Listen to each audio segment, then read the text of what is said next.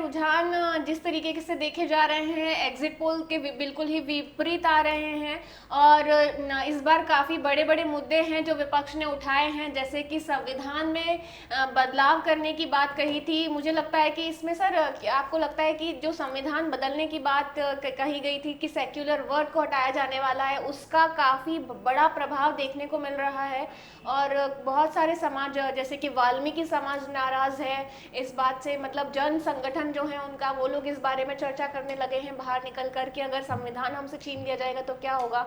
क्या कहना है आपका इसके बारे में कि संविधान एक बहुत बड़ा मुद्दा रहा है इस बार चुनाव में? देखिए, अगर संविधान का जो मुद्दा चल रहा है उसकी बात करें तो कांग्रेसी ने बहुत ही होशियारी से, कांग्रेसी गठबंधन ने बहुत सी होशियारी से इस मुद्दे को उठाया और जो संविधान का मुद्दा कहीं ना कहीं यहाँ पे जो ओबीसी वोट बैंक है, जो SC/SC वोट बैंक है, वो वोटों में चुनाव में बहुत बड़ी भूमिका निभाते हैं। जब कांग्रेस ने इस मुद्दे को उठाया तो कहीं ना कहीं कांग्रेस को ये उम्मीद थी कि जब ये मुद्दा उठाएंगे तो जो एक बड़ा वर्ग है जो वोट बैंक में अहम भूमिका निभाता है उस पर इसका प्रभाव पड़ेगा। तो अब जो एग्जिट पोल के बाद अब जो चुनावी आंकड़े आ रहे हैं, अब कहीं ना कहीं ऐसा लग रहा है कि जो कांग्रेस ने मुद्दा उठाया था उसके चलते बीजेपी को बिल्कुल सही मुद्दा कांग्रेस ने उठाया था और उन्होंने ये कहा था कि हो सकता है कि आगे जाकर चुनाव होना ही बंद हो जाए भारत में, और वन नेशन वन लीडर की जो बात कही थी। और मैम कहीं ना कहीं जैसे आपने मेरे गृह राज्य की बात की तो मैं आपको बता देना, हेमंत विश्व शर्मा भले वहाँ पे CM है और कहीं ना कहीं बीजेपी को अपने नेताओं के बड़बोले के पन की वजह से जो है वो बहुत नुकसान उठाना पड़ सकता है, क्योंकि उन्होंने एक बहुत बड़ा गंतव्य दे दिया था। उन्होंने दिल्ली में एक चुनाव प्रचार में आए थे, उन्होंने कहा था कि अगर हम इस बार पूर्ण बहुमत से आते हैं तो हमने अभी राम मंदिर बनाया, अब हम जो है कृष्ण जन्मभूमि का पूरा एकाधिकरण करेंगे।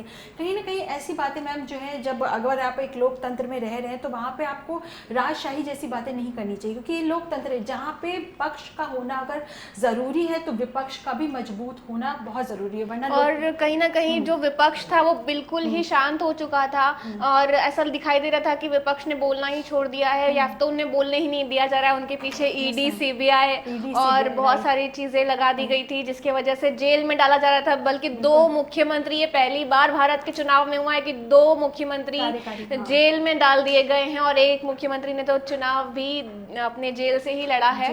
ये पहली बार देखा गया है और ये बहुत ही भारत के लोकतंत्र के लिए खतरा, दुर्भाग्य और खतरा माना गया। इसीलिए लोग बाहर निकल कर आए, उन्होंने वोट किया लोकतंत्र को मजबूत बनाने के लिए। अमित शाह जी का देखिए जरा इनकी चुनावी रणनीति देखिए, 23 मार्च को इन्होंने आचार संहिता लागू, उसको ठीक एक दिन पहले इन्होंने जो है अरविंद केजरीवाल जो कहीं ना कहीं विपक्ष का बड़ा चेहरा हो सकते थे, इन्हें छोटे मोदी के रूप में धाकड़ उनकी छवि और व्यक्तित्व जो उनका है बहुत धाकड़, बहुत हिंदी पे पकड़ और पूर्व IRS इंडियन रेवेन्यू सर्विस के अधिकारी, बड़े अधिकारी, आला अधिकारी, उनकी छवि लोग उन्हें बहुत पसंद करते थे।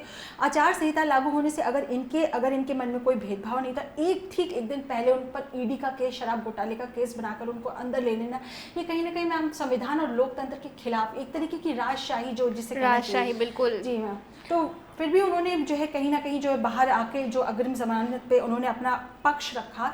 हालांकि एक बार भी उन्होंने जो है कहीं ना कहीं उन्होंने उस तिहाड़ जेल की बुराई इसलिए नहीं की क्योंकि वापस उनको अंदर जाना था, उनकी इंसुलिन बंद कर दी गई थी मैम।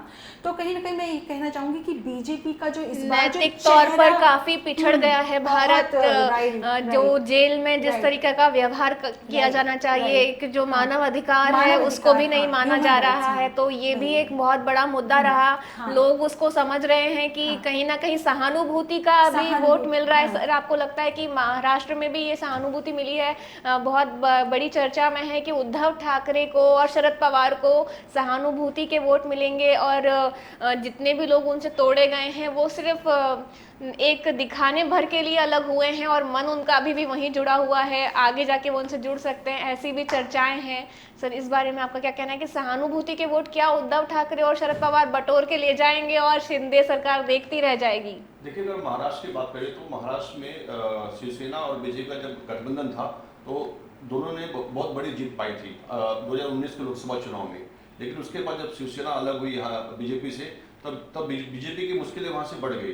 बीजेपी ने उसको भरने के लिए शिवसेना में 2 फाड़ किए, एनसीपी में 2 फाड़ किए, लेकिन वो 2 फाड़ करने के बावजूद भी जो शिवसेना है, जो आम शिवसैनिक है, कहीं ना कहीं जो उनकी निष्ठा है वो बाला साहब ठाकरे पे है और जो उनकी निष्ठा है जो बाला साहब ठाकरे का जो परिवार है वो उसके ऊपर है। तो जो शिवसैनिक का कहीं ना कहीं वो बहुत भावुक होता है। वो बाला साहब के ठाकरे के नाम पे और जो परिवार है उस पर उनकी निष्ठा होते के चलते बिल्कुल, शिव सैनिक ऐसा कहते हैं कि शिवसेना एक पार्टी नहीं, एक सोच है, एक विचारधारा को लेकर चलने वाली पार्टी है। बिल्कुल, शिव सैनिक काफी भावना से जुड़े हुए हैं ठाकरे परिवार के साथ में। हो सकता है कि सहानुभूति के वोट इस बार उन्हें मिले कि उनके साथ में उनका चुनाव चिन्ह ले लिया गया, उनकी पार्टी को तोड़ दिया गया। तो हो सकता है कि क्योंकि बाला साहेब ठाकरे के उत्तराधिकारी जो हैं उनकी शिवसेना है या फिर शिंदे की शिवसेना है, ये तो आज अभी नतीजों के पूरे जब आ जाएंगे तभी पता चलेगा। लेकिन मुझे लगता है कहीं ना कहीं सहानुभूति के वोट भी लेकर चले जाएंगे उद्धव ठाकरे। अभी जो रुझान आ रहा है उस रुझान में आप देखिए शिवसेना जो है उद्धव शिवसेना जो है 10 से 12 सीटों पर आगे चल रही है। और अगर उद्धव शिवसेना अगर ये 10 से 12 सीट आखिरी तक लेने में कामयाब हो जाती है तो कहीं न कहीं शिंदे शिवसेना के लिए बहुत बड़ा झटका होगा। उनका अस्तित्व खतरे में आ सकता है क्योंकि उन्होंने 2 पार्टियां तोड़ी है। बीजेपी ने इस बार एक तो शिवसेना तोड़ी है और दूसरी एनसीपी को तोड़ा है। तो हो सकता है कि बीजेपी का अस्तित्व भी यहाँ पे बहुत बड़ा खतरे में है कि इतने बड़े आला जो क्षत्रप नेता हैं उन लोगों ने यहाँ पर आकर प्रचार किया और उसके बावजूद भी अगर अपनी वो नहीं जमा पाए यहाँ पर तो उनका अस्तित्व खतरे में आएगा ही और इस तरह खाली हाथ बीजेपी को महाराष्ट्र से वापस लौटना पड़ेगा। और लेकिन इसमें सबसे बड़ा जो झटका है वो जो एनसीपी है, जो बीजेपी के साथ जो एनसीपी वोट आया है, सबसे बड़ा झटका उनके साथ है। अभी तो फिलहाल जो रुझान है उसमें 1 से 2 सीट पर उन्हें आगे दिखाया जा रहा है, लेकिन आगे चल के कुछ भी हो सकता है। अगर उन्हें 0 सीट मिलती है तब उनका अस्तित्व क्या होगा इसके बारे में कह नहीं सकते हैं। लेकिन जहाँ तक है जो उद्धव शिवसेना है उसका जो वर्चस्व है वो महाराष्ट्र में बढ़ेगा। और उसके बाद जो शिवसैनिक हैं जो शिंदे शिवसेना के साथ गए हैं कहीं न कहीं उनकी भी मुश्किलें बढ़ने वाली है। बिल्कुल शिवसैनिक है कहीं न कहीं चुनाव के बाद वोटों की गिनती के बाद अगर उद्धव शिवसेना यहाँ पे एक बड़ी पार्टी बनकर उभरती है तो कहीं न कहीं सबकी घर वापसी हो सकती है।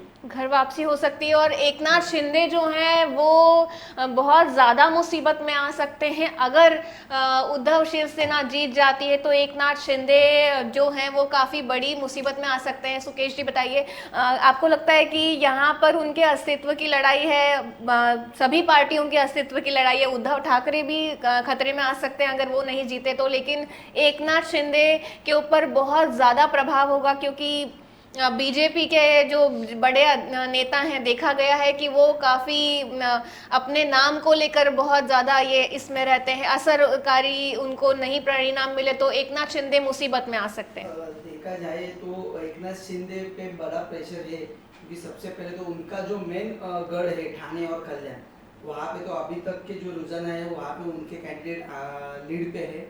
दूसरी चीज़ देखें तो मुंबई पे भी सबका ध्यान है क्योंकि मुंबई में शिवसेना का स्थापना हुई है तो मुंबई किसकी है वो भी एक सवाल इस लोकसभा प्रचार में चालू था।